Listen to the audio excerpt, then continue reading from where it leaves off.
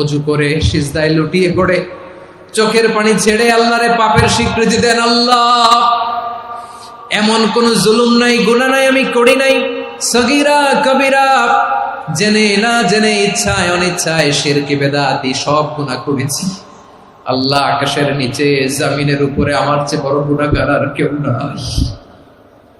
চোখের পানি ছেড়ে আল্লাহরে বলেন, আল্লাহ, আমি ছাড়া তোমার গোলামের অভাব নাই, তুমি ছাড়া আমার দ্বিতীয় কোনো রব নাই, তুমি ছাড়া তো কেউ আমার গুনাহ ক্ষমা করার নাই, তুমি আমার রব, তুমি আমার সব। বলতে পারবেন?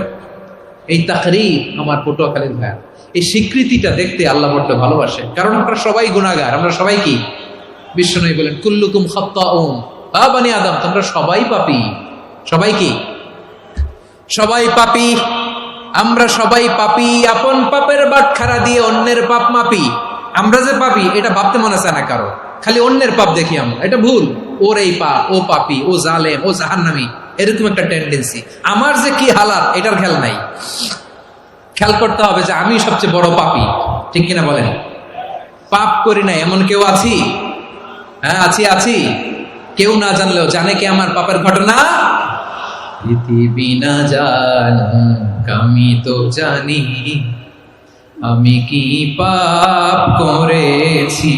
হায় ও আমার কলিজার টুকরা ভাইয়েরা, মাথাটাকে নিচু করে জীবনের সব গুনার ফিরিস্তিগুলো একটা একটা করে স্বীকার করে আল্লাহরে বলেন, আল্লাহ, আমি পাপী। আল্লাহ, আমার চেয়ে বড় পাপী এই দুনিয়াতে কেউ নাই। আকাশের নিচে জমিনের উপরে